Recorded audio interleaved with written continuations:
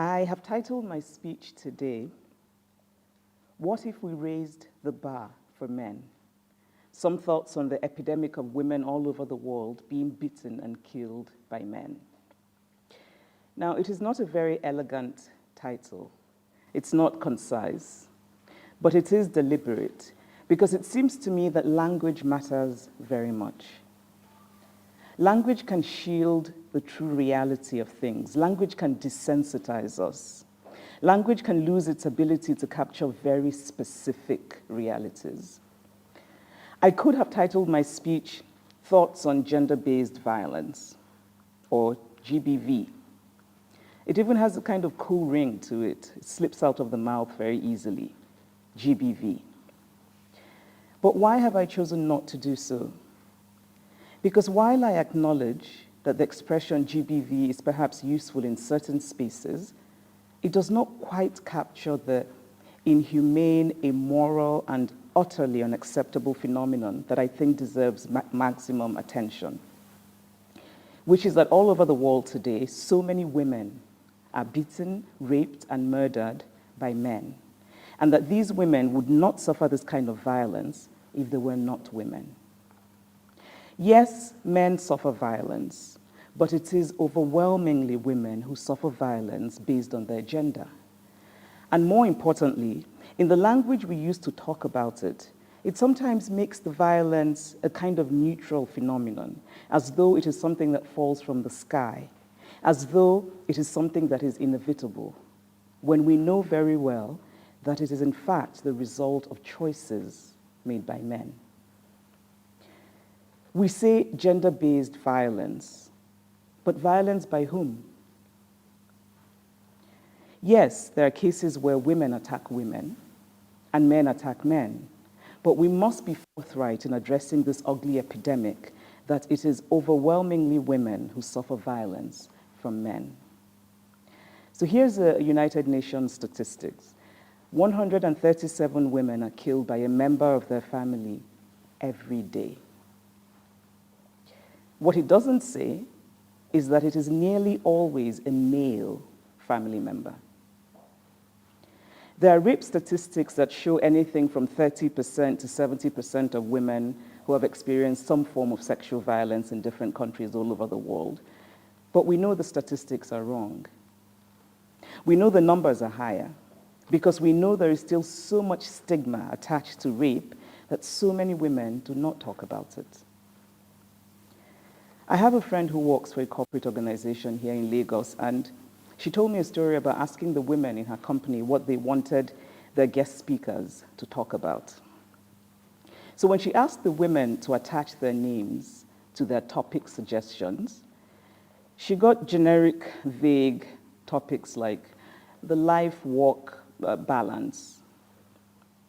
But when she asked the women to send their topics anonymously, she was startled that the topic that was overwhelmingly sent in by the women was domestic violence. It is no longer enough to criticize. It is time to imagine alternatives. It is time to think about possibilities. There is a lot of focus on women who are the victims of reducing a crime without focusing on the perpetrators of the crime. And so, what if we raise the bar for men? There is an epidemic of male entitlement to female bodies. The way society controls female bodies makes men unconsciously believe that a woman's body does not belong to her. In many societies on this continent, it starts with female circumcision. Now, one of the wonderful things about the female body is that the clitoris has no other function but female pleasure.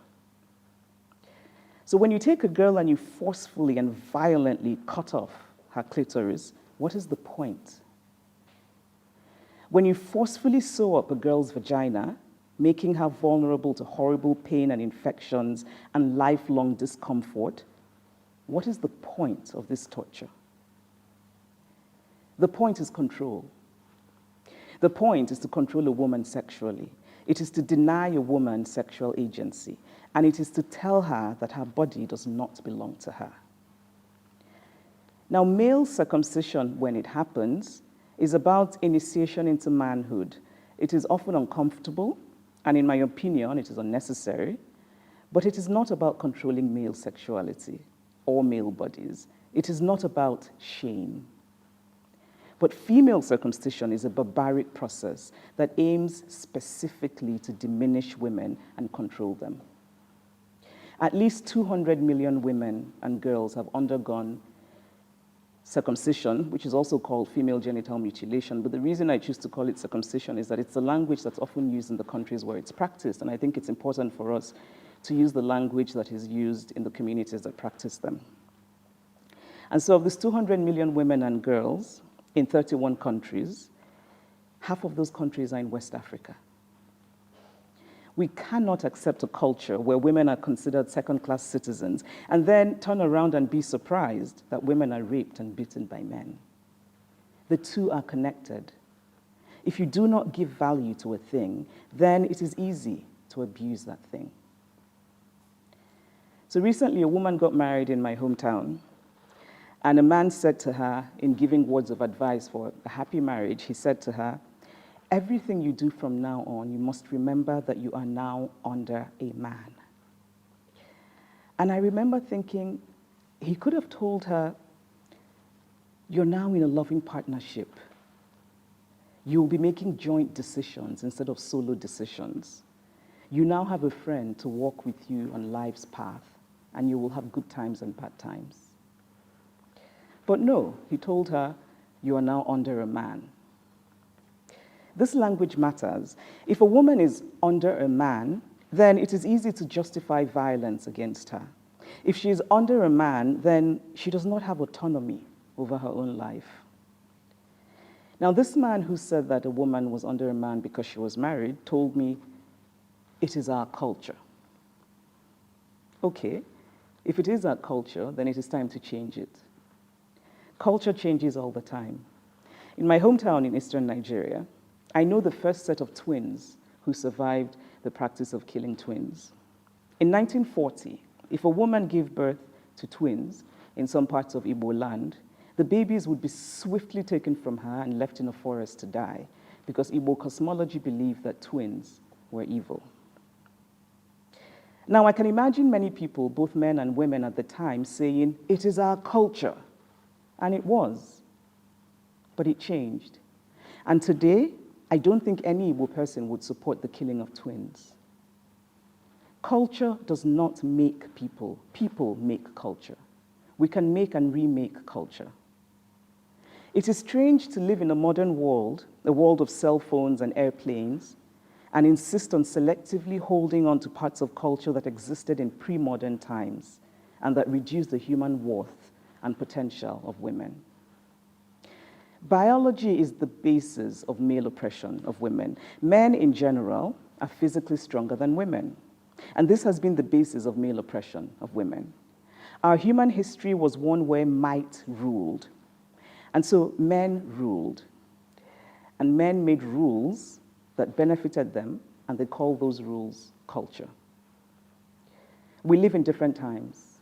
We live in a time where might no longer rules. It is not necessarily the strongest person who gets to rule. And so we must remake the rules to benefit everyone. How do we do this? By changing mindsets. We can pass all the laws we want to, but if we do not change the mindsets of people, if we do not change how we think about things, nothing changes. And so this is how to change a mindset. Talk about it, create stories, create transparency, until one day that thing becomes ordinary, that thing becomes normal. So there's an example I like to use of the show in the US called Will and Grace. Will and Grace was a show that showed gay people as ordinary and normal, and it did so much to combat homophobia in the United States, much more than any laws could have done. And so a question that I think is important to ask is, how do boys learn about sex? What do boys learn about sex? Many African cultures teach boys that the way to go about getting sex is through coercion, through deception, and sometimes through force. And it teaches girls that they can never admit to wanting sex because it means they are immoral and unworthy of marriage. Marriage, of course, being the ultimate prize for a woman. And I hope that the sarcasm with which I said that was not lost on anyone. What this results in is that both men and women have a hypocritical, distorted attitude to sex, and for women, this attitude is dangerous because it can lead to rape and murder. It is true that rape is about power and not about desire, but that this need for power and control manifests itself through sex speaks to the assumptions our cultures hold about sex. Rape is in some ways an extreme example of what our culture teaches about sex. Is there anywhere in our mainstream culture that female consent is celebrated, that female pleasure is celebrated, that female sexual agency is celebrated? A married woman in most parts of Africa today is seen as property because she will be told by her family and by her religious leaders that she must always submit to her husband. She must have sex with him even if she doesn't want to, which is a way of validating rape.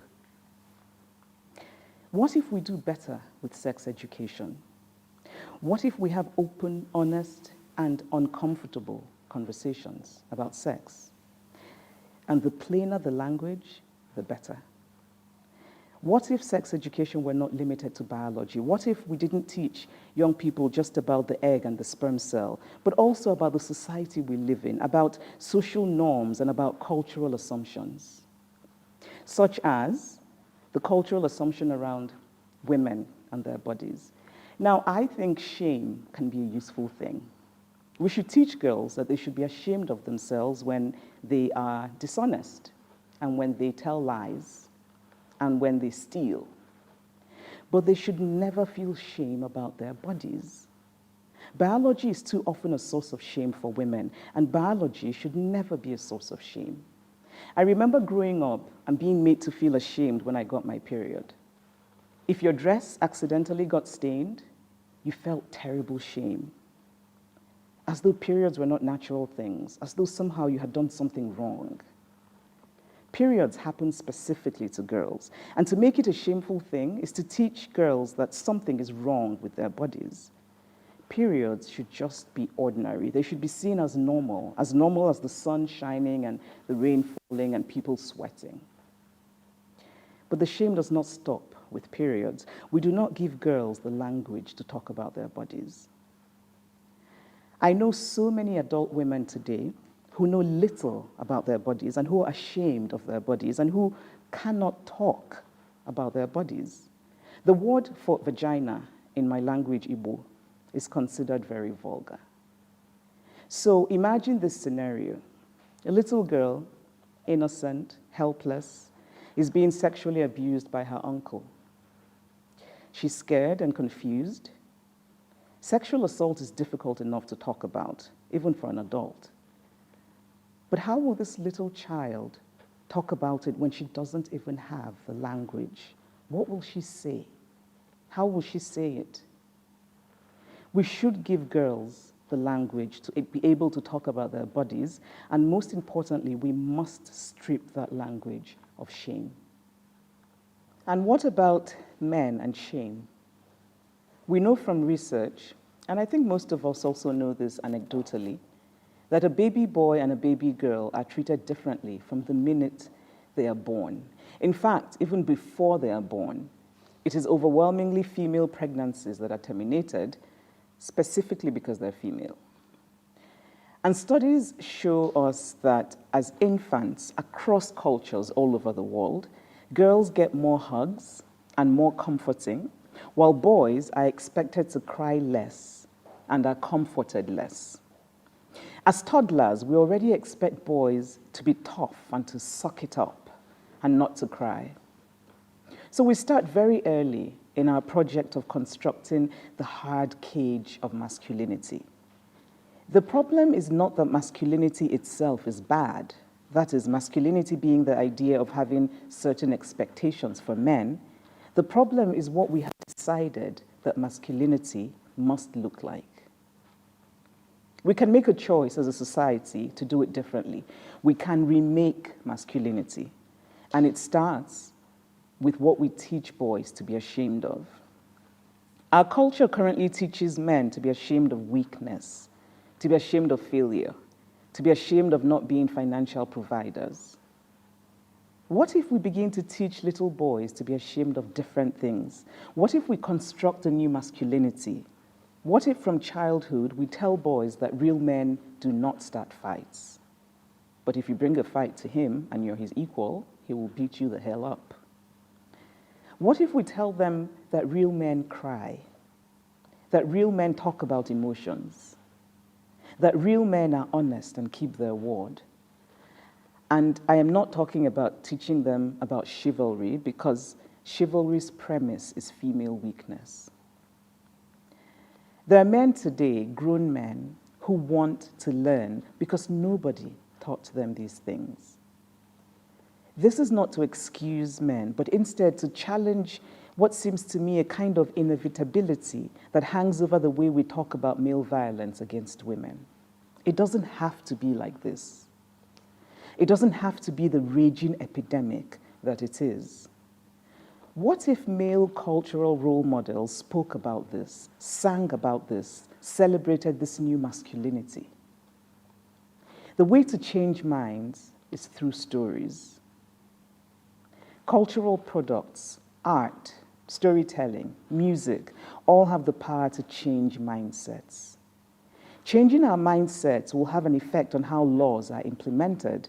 Today, in many African countries, authorities still do not take sexual violence against women very seriously.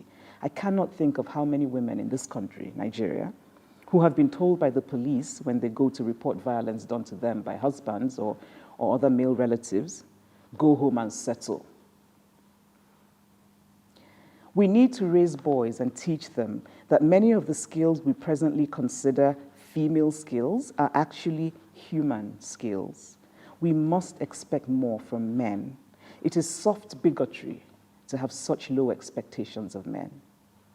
When we say that men rape because men will be men, or because a woman wore a short skirt, or because a woman wore a low-cut blouse, then we're saying that men are really wild animals who have no control over themselves.